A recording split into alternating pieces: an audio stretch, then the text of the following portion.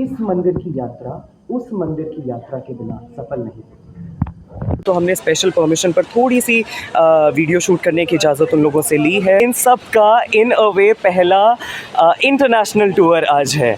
यहाँ के पुजारियों से सिद्ध बाबा की कथा के बारे में जानना चाहा ना, तो उन्होंने ना बहुत ही अजीब सा रिएक्शन दिया यहाँ पे।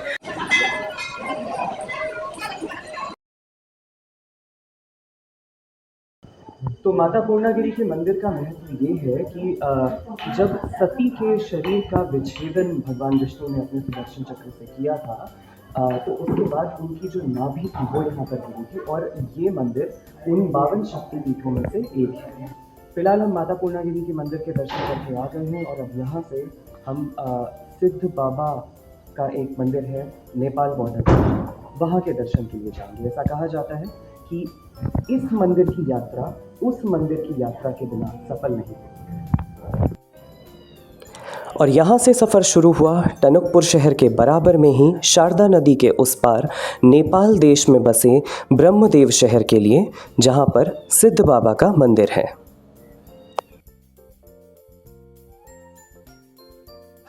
तो सिद्ध बाबा मंदिर जाने के लिए हमने टनकपुर मेन सिटी से 2 किलोमीटर दूर ये हम शारदा घाट पर इस वक्त खड़े हैं और यहाँ पर हम लोगों ने गाड़ी अपनी लगा दी है।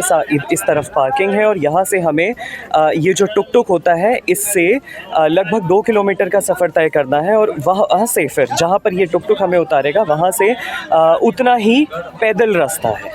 तो वो मंदिर जो है वो नेपाल बॉर्डर के उस तरफ है। ये नदी शारदा नदी वही नदी है जिसे पिथौरागढ़ में काली गंगा के नाम से भी जाना जाता है और इसी नदी ने पश्चिम दिशा में नेपाल और भारत का विभाजन किया हुआ है।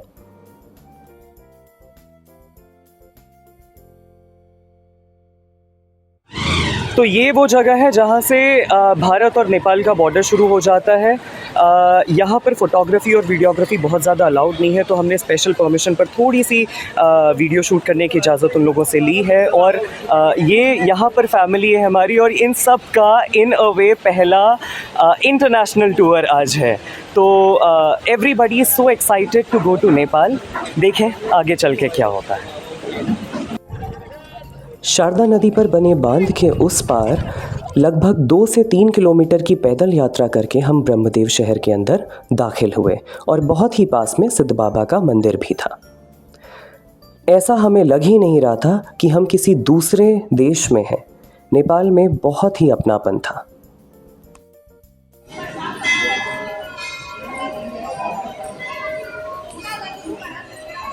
तो सिद्ध बाबा का ये मंदिर आप मेरे ठीक पीछे देख रहे हैं। ऐसा माना जाता है कि इस मंदिर के दर्शन के बिना माँ पूर्णागिरि के मंदिर की यात्रा सफल नहीं होती है। और यहाँ के मंदिरों का ना एक अलग ही आर्किटेक्चर, अगर आप देखें तो नेपाल के मंदिरों का एक अलग ही आर्किटेक्चर देखने को मिलता है। तो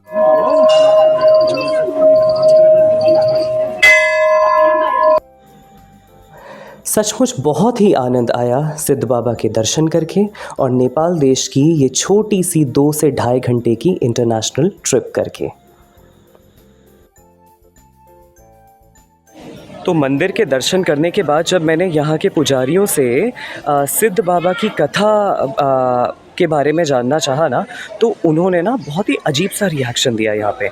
मतलब जाहिर सी बात है, इज़्ज़त है इस चीज़ की भी। नेपाल के लोग शायद मुझे लगता है कि बहुत ज़्यादा स्टिफ होते होंगे कुछ चीज़ों को लेकर। उनका ये कहना था कि कथा का एक समय होता है और कथा सुनाने में बहुत सारा समय निकल जाएगा, तो आप किसी दिन इत्मीनान से आएँ या फिर यहाँ पे ऑफ़िस है वहाँ से किताब ले लीजिए या किसी तरह से वो कथा जानने की कोशिश कीजिए। तो यहाँ पर मैं समझता हूँ कि इस व्लॉग को हम एंड करते हैं। आई होप आपको वीडियो पसंद आई होगी। जो इन्फॉर्मेशन मैं आपको दे पाया वो आपके लिए यूज़फुल हो। आप कभी इस ट्रैक पर और इस टूर पर आएँ तो आपके लिए फ़ायदेमंद साबित हो। Thank you so much. Please like, comment, share and subscribe. See you in some another vlog.